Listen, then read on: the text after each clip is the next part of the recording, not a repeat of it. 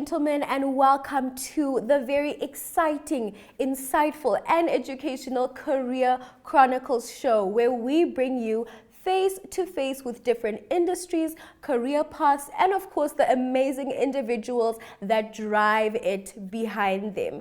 My name is Pukuriatva and I will be your host for the day, and we have a very extremely exciting lineup where we have our spotlight, our expert advice, and our local resources, where we give you A to Z everything about the career paths that they're in.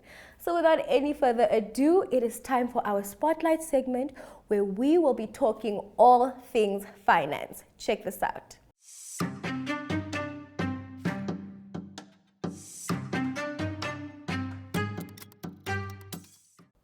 All right, ladies and gentlemen, we are back for our spotlight segment, where today I have the absolute pleasure and honor to be sitting with a mover and a shaker, a trailblazer in the financial and insurance industry. She has been in the game for over 10 years. Can you please kindly introduce yourself to our Career Chronicles family? Well, firstly, thank you for having me here. My name is Shady Governess, and I am currently within the Bank Assurance Division at Nedbank. Wow. Can you please tell us, first of all, as we get to know you better on this show, how did it all start? How did your career path start? How did you get into now finance, insurance, and how has it been going really back to the root of it and the beginning? Well, you can say when I was looking for something that not just provides a paycheck, but also provides purpose.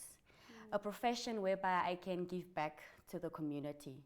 So I chose the insurance industry at its root because it is the industry that protects our society. Wow. An industry that protects our society. That's such a nice way to look at it, because actually they are dealing with insurance, finances. These are essential things that we need to live. Indeed.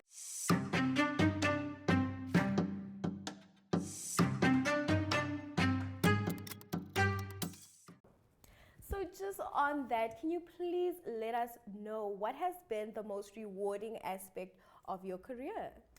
I would say knowing that I'm working in an industry that helps people get back up.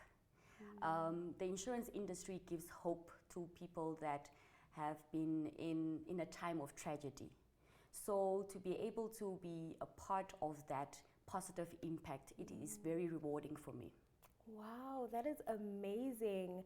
And we just want to know, just on that, how was your upbringing? So just maybe to just circle back, did you ever feel like this was like a social responsibility, like finance? Did you feel like it was like a good addition to society? Like, did you like the industry, like you as a person? My upbringing, basically my parents are pastors, so we have been very involved within the community. And then if you add my experience within the financial industry, the more you learn, the more you can help people, the more you understand the products, the more you can advise. So that has really been, that's why they say knowledge is power, because with the more you learn, the more you can give back. Wow, amazing. Knowledge is power. I love that. Now, can you tell us what skills do you feel like are needed or are essential for this career path? What are sort of the things that people need to look at to be able to thrive in what you are doing? What would you say? Okay. I would say it's a desire to never stop learning. As technology changes, the industry also changes. So the insurance industry changes with the rules and regulations, and you need to keep up your knowledge and your skills. They need to be relevant to be able to advance in this career. Wow, you heard it here. Keep up. Because I can only imagine it's a very fast-moving career path, fast-paced. When it comes to finance and insurance, it's really like you need to be on top of it. You really need to make sure that you have certain things in place, because it does end up being very beneficial in the future. But now it sounds very, very amazing. I feel like it's really a a good career path to go in when you really care about your community and you want to see them thrive. But I know our viewers watching will wonder, what are the challenges in this career path? Like, what have you faced that has been a bit challenging, and how did you overcome those challenges? Well, to think about the cost of living crisis, many are now faced with making that difficult decision on which insurance coverage is a requirement and which is a luxury. And this is where we come in and we urge our clients to say, like, you need to consult your financial advisor to rather work on a customizable product and rather than canceling your insurance coverage. Wow. And that, did you find that easy to overcome? Like, well, you will see, like, you just have to do, like, a lot of people, what I've noticed, a lot of people take out policies, right? Take out a lot of products, but they don't actually make the time to read through it. How many times have we signed? How many times have we signed documents just because it's my lunch hour? I need to be somewhere. That is not a good way to go about it. You need to know what you're covered for. You need to read what you're paying for, because 5 years down the line, you've probably paid 5 years, but you don't know what you're paying for. Exactly. So it's very important to have a check on your financials and know, okay, do I really need this product? Is it fitting to my needs? Exactly. Which is very important. Wow. And I feel like that's very much one of the things that we struggle to do is read. And I'm so glad that you brought it up, because it's so important to see what is in between the lines. What are you actually covered for, and what policy works best for you? So another question that we would have is, what keeps you motivated? You know, getting up every day into this corporate world, it's a very, I can only imagine, time constraining industry. So how do you keep motivated? How do you keep going? And what really brings you out there? Well, to be honest, because I have passion for what I do, I love what I'm doing. It doesn't feel like I wake up in the morning and I'm going to work. It's like I'm getting up to go make a difference. And then just knowing that I'm having a positive impact in the society and in the community, it's really already motivating for me. So I don't think I'm working a day in my life. What do they say? They say if you love what you do, you'll never work a day in your life. And I feel like you are a very big testament to this. Yeah. So our next question would be, what is in it for the future? You know, are there any accomplishments that you have achieved so far that stood out to you? Any of those really touching stories that really motivated you? So being in the industry for so long, in the finance and insurance, what I've observed is that people are not financially literate. A lot of people equip themselves with skills and knowledge on how to make money, but few equip themselves on how to manage that money. Exactly. So you can make $1 million today and you can just lose it like that. So so with my passion and the experience that I became a certified financial education facilitator, whereby I provide financial education on my social media platforms.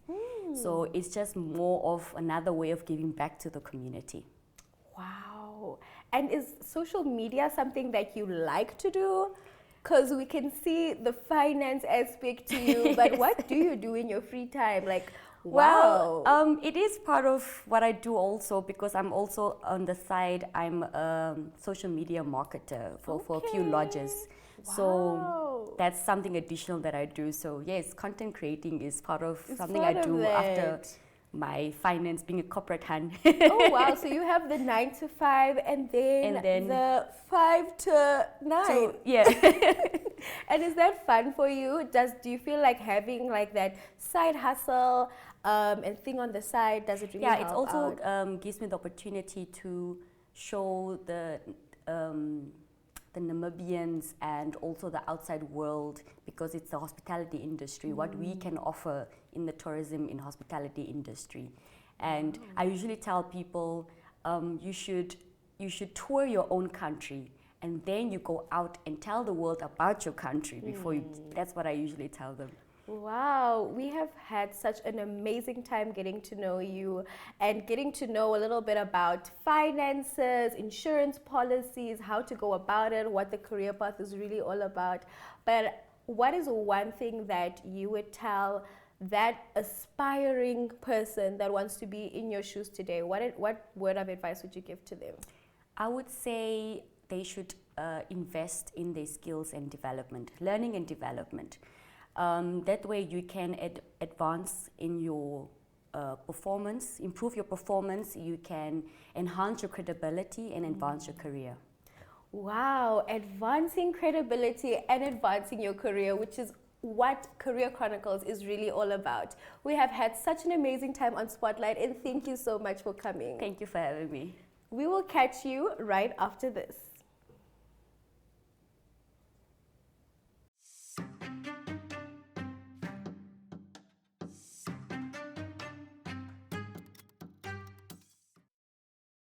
Hello, Namibia. Hello, world.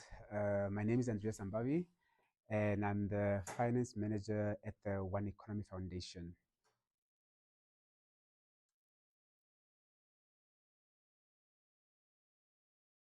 Well, my journey in finance was actually a funny story. I ended up in finance, but to be honest, when I was studying, I wanted to study. I just knew that I wanted to go play hockey in SA because I used to play for the national youth teams. So I used to go to Stellenbosch often. So I always knew when I was done in school that I want to go in Stellenbosch. So I told my dad, like, you know what, I don't want to go to UNAM. I don't want to go. I want to go to Stellenbosch, please. So my dad is like, I'm not going to send you to another country to go play hockey. So then I looked at my marks. I did some research, and then I was like, you know what? Obviously, the time as a kid, you're thinking about like how much money can you make. So I did some research and accounting, and like the CA route was the one that popped out the most because I was doing the commerce field. So then I applied at the university and actually got accepted. So I ended up doing um, the CA stream and also doing the playing hockey as well at the same time. So I did my degree at the accounting degree at the University of Stellenbosch. And then I did my postgrad in accounting sciences at UNISA, as well as my postgrad in applied accounting sciences as well. And then after that, I had to do my articles at an accounting firm called EY Namibia, also previously known as Ernst& Young Namibia.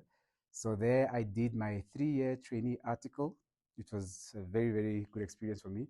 And then after that, I also then did, I was a manager there, like a client service executive in the audit.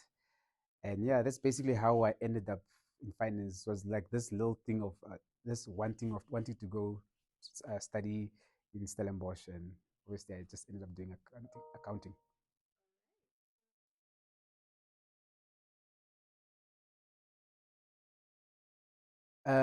Well, my first job, which I alluded to previously, was the training article. So if you do the CA route, what you start off with, you have to do training articles. Basically, a 3-year contract, and you do it at any audit firm.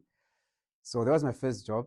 It was very. I enjoyed it, but it was very tough in the sense that you did different late hours of working, overtimes, but it was a very good experience because it exposed me to different industries. Because when I was auditing and servicing clients in different fields, from like let's say the fishing industry, the mining industry, the automotive, parastatals, NGOs.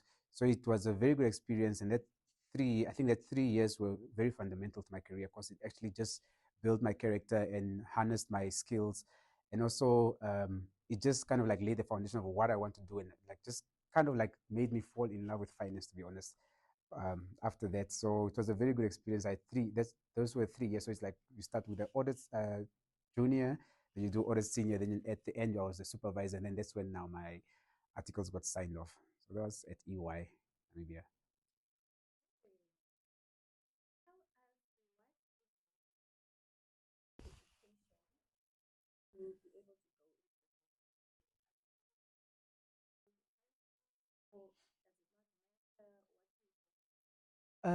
I think there's a misconception that some people always say, like, no, especially to be in finance, that you need to have like economics, accountings, and all those things. But I think the most important subject is mathematics. You need to have mathematics because you can't really go into finance in the finance field without mathematics. So I would say mathematics is essential. Accounting, if you have it, it is essential, but it's not the only way into finance because there's different routes. But for me, luckily, I had all of those. The commerce field, I had mathematics, economics, business studies, and what else? Yeah, mostly those. But like if you want to go to any university these days, you have to have languages, like at least have, if you can have one on high level or so, like English, and then also perhaps you have your mathematics at high level. So I think those are the critical part. But it's not to say that if you maybe did biology or you're doing physical science, or you don't have, like, let's say business studies or economics, doesn't mean that you can't end up in finance, because the most critical subjects that varsities usually look at is mathematics and your languages. Yeah.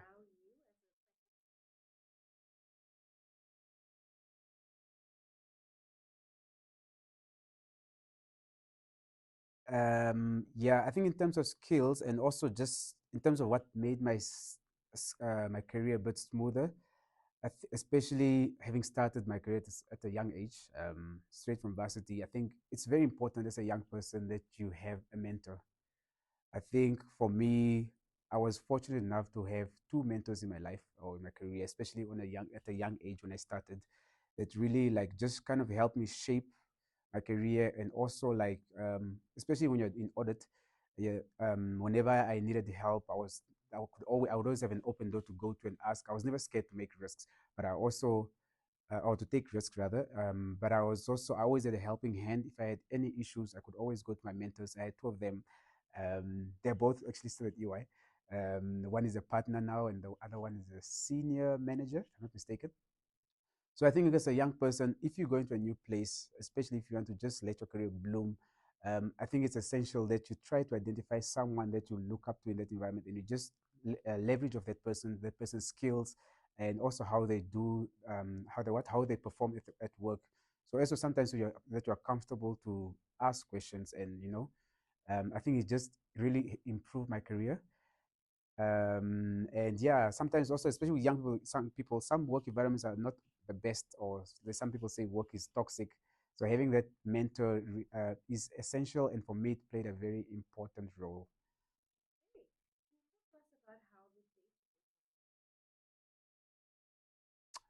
Hmm. Yeah, very busy. I would say, like with my previous work, because I was also the finance manager at Bokomo.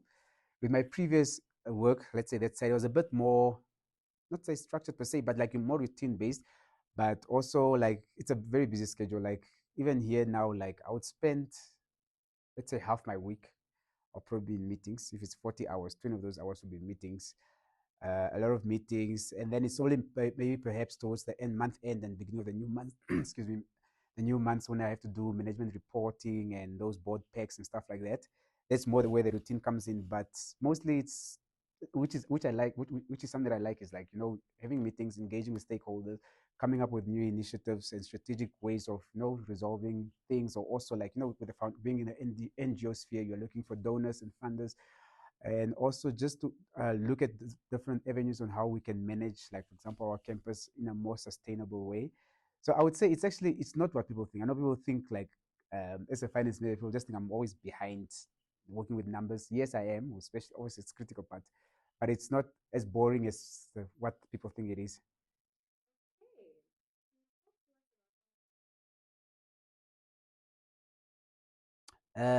Challenges I faced, definitely, I think sometimes the academics. For me, like I'm someone that also like, yeah, I study, but sometimes I also like having a bit of fun here and there. So I think sometimes, like especially with my board two, something I'm working on is, there was a challenge. So I think, yeah, that was the major challenge that I faced in my career, and also perhaps sometimes, um, just also committing. Sometimes, like I think one of the challenges, like sometimes, especially when I was starting off, maybe I was a bit too energized. I also didn't really respect my own personal time. So I would work relentlessly, maybe after hours, just focusing on work. And sometimes you need to put yourself first as well. So I had to make that adjustment of just prioritizing, and trying to have a much more balanced lifestyle, work life balance. So that was difficult in the beginning. Sometimes, sometimes your friends are, oh no, you're always busy with work, or you're always doing what. But later on, like as I grew into my work, or my career, and also as I gained experience, I learned how to better manage my work life balance.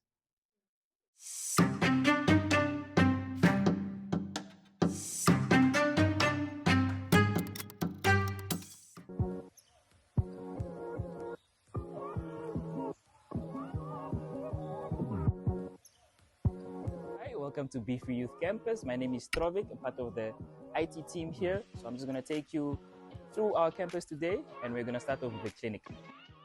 The Be Free Youth Campus is made up of three main hubs. So it's the clinic, like I mentioned, the STEM Center, which is over there, which is incorporated with the radio. And then the third hub is actually a 200-seating hall that they are currently busy with, and hopefully it will be done by next year. So first of all, I'm just going to take you through the clinic. Be Free Cares Clinic, as you can see by the name that's over there, Be Free Cares. When you come in at the gate, the security guard will direct you in terms of where you need to go. So this is your first point of entry, the clinic, where you meet the receptionist, Vanessa, like I mentioned. No matter what's going on at home, she always has a big smile. So she's the perfect person to meet first. So as you'll notice with the music that's playing, we like to keep it youthful. So we don't like to play your generic elevator music. So depending on the mood, we'll play a little bit of R&B, a little bit of pop, a little bit of Afro pop as well. Yes. So if you just come along, are color oriented. So we have the yellow room and the green rooms, which are your nurses' rooms, and then over this side we have the red room and the blue room. So the red room is where all the blood tests happen, and then your blue room is your doctor's room. So on site we have two nurses that are stationed here permanently. So those are the ones that help you when it comes to when you're coming in. With our doctors, they're here on a rotational basis. So there are four of them. They usually rotate amongst each other. They have their own timetable, and that's in partnership with the Ministry of Health. So we get them from Katutura Hospital. So they either come here either based on off of their schedule, or if there's an appointment. So I probably should have mentioned in the beginning that we are membership based. So our membership entails that you should be 13 to 35 in order to qualify for our services. So we've mainly focused, the clinic mainly focuses on sexual reproductive health services. So for example, it's your IUD implants when it comes to, or your arm implants when it comes to contraceptive methods. For men, it's mainly male circumcision, where you can book, and then get circumcised here. As well, we also do checkups on ladies when they are pregnant. We also do that as well. For all your other sexual reproductive health services you can think of, so the testing as well for STIs and STDs, for HIV and AIDS as well. This, we like to call it your three-step process. So it's your prep room over there, and then through your procedure room lobby, you will find the recovery room. And if this through there, that's your procedure room. So you come in here, this is where you are prepped, and then after your prep, you go into the procedure room, and then whatever procedure needs to be taken or to be done unto you happens, and then after that you head in your recovery room where you recover. Doctor's office, like I mentioned before.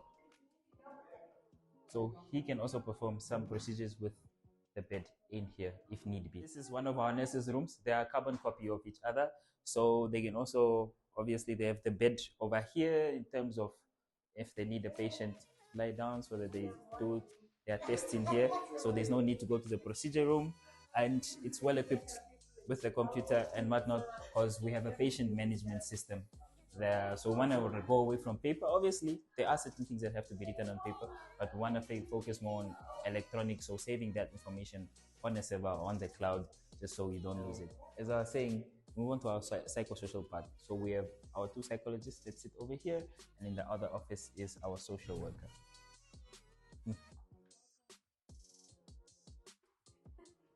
So they mainly focus on the mental health aspect of the clinic. So it's, when it comes to programs as well, we have Majita Mondays and we have Wellness Wednesdays. So like Majita Mondays, it's just a program where they take a young man and try and groom him in terms of how to grow up as a man. And also we're trying to take away the stigma of where a man is not allowed to cry, a man is not allowed to share his feelings. So as you know, in our African culture, it's a taboo for a man to cry, or it's a taboo for a man to not, or to have feelings. So their responsibility is also just to get away with that notion and just trying to encourage more and more men to come to psychologists.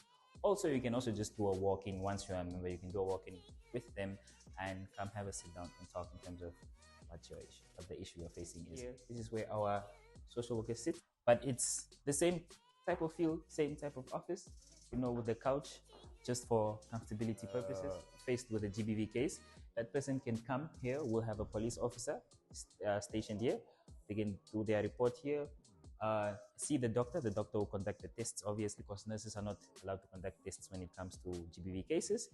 After that, you can take a shower, because we have a shower in our recovery room, which is aspect that we thought of, because sometimes the person feels dirty after a specific event. So they can shower there and then seek psychological help as well from the psychologist and from the social worker. So we are done with the clinic, basically. So now we head outside. But one aspect that I should mention over there, we have one of our mobile clinics. So the idea is that, because we have two, the idea is that one will be stationed in Windhoek and will obviously be doing the rounds in Windhoek, reaching those people that can't come here. With the other one, the idea is either to take it to the north or to the south, depending on where the demand is big, so that we can provide those services across all regions as well. Beef-free meals. So with the soup kitchen, the idea was first to make sure that every member that's attending a program on that specific day receives a meal. But then we later on noticed that, it's not only people that come for programs that need a meal. Also, just those ones coming to come sit and do their homework would need a meal as well. So then we decided that everybody that comes onto campus, around about 2 o'clock, 3 o'clock, everybody receives a meal. And for some, that's the only meal that they receive on a day. And we also recently started taking in donations when it comes to the kitchen, because once the number increases, we will have to feed more and more mouths. For now, we feed 150 to 200 people on a daily. They make amazing food. It's not just your soup. No, it's a proper meal where you have your protein, carbs, you have your veggies and everything that you need. This is, like it says there, Little Shop of Physics. So this is in partnership with B2 Gold, where they come here once per week, where they send out their own tutors, and then the kids are tutored basically on physical science. But then the idea is to take what's in the book and give it to them physically, so that they can do tests. So it works different with the brain, where you just see things in the book, but then now you actually get to do it and see what actually happens. This is the gym with all our basic equipments. We are obviously still going to maybe add a treadmill, but for now we have a bicycle. So as long as you're a member, you can come here, remove the weights, put them over there, and then we used to have self-defense classes here, boxing. That's why you see the punching bags over there. Now we move on to our library. Yes. So this is brown with hard tables, brown chairs and whatnot. Went for a little bit of a comfortable feel. That's why you see the bean bags, the sofas. So it will just also be eye-catching for youth to come in, actually want to sit here and study or take a book. We have our little computer lab. So we usually have robotics that happens here, as well as computer literacy. Robotics happens on Tuesdays and Thursdays from 2 to 5, and then computer literacy happens on Monday and a Friday. So let's say Wednesday is the only day where the lab is free the whole day, and usually after 12 o'clock is when you'll see it packed, because most of our members are actually school going. I know it's 13 to 35, but most of them that need computers and use it for their homework and projects and whatnot are this way they're taught how to 3D print. They're taught on a little bit of your basic website development. And the main aim of robotics is that by the end of the year, they will be able to build their little robot, depending on what their idea was. And if you notice, we're very intentional with our wording. Our words that you don't know who needs to hear or read those words. So yeah, our podcast radio station /on air. Cool. So welcome to Be Free Studios. So what I do here is coordinate podcasts. Currently we have Sex Talks podcast, that's my own, but we are now collaborating with Be Free Studios to bring voices of young people or to share their experiences in terms of sexual reproductive health, gender-based violence, and mental health. Have a frequency as of yet, so we just utilize the facility for young people to be able to also come in and assist during this recording, so they pick up skills here and there. So this is the space. We have a sound engineering room there that allows young people to come in do their music and also explore various options that they can possibly be able to do if they have any interest in music. There's a green screen that's for photography, videography as well, so they get to use it. As long as they are a member, you just pay $8 per year and you get to use this facilities for $8. So that would be it. So basically, that brings us to the end of our tour. So thank you once again for coming, joining us today. But remember, so our membership is free. The only fee that you pay annually is an $8 fee for your membership card, which is something like this. So that's the only thing that you pay. So membership card, you get that once you're a member, once the process is done and all your documents are vetted. And yeah, more than welcome to join us at the Be Free Youth Campus and enjoy this free service. And unfortunately, ladies and gentlemen, that brings us to the end of this Career Chronicles episode. But we hope that you took back a lot of learning lessons from this episode. We spoke about financial literacy, we spoke about insurance, we spoke about accounting, and we've seen the amazing resources that are available in our community today. I have had so much fun, but unfortunately that is all that we have for today. But don't worry, we will be back same time, same place next week, and you can also catch us on our Careers Hub Instagram page and our social media platforms. But with that said, for me, your host Pukuriatfa, it is goodbye.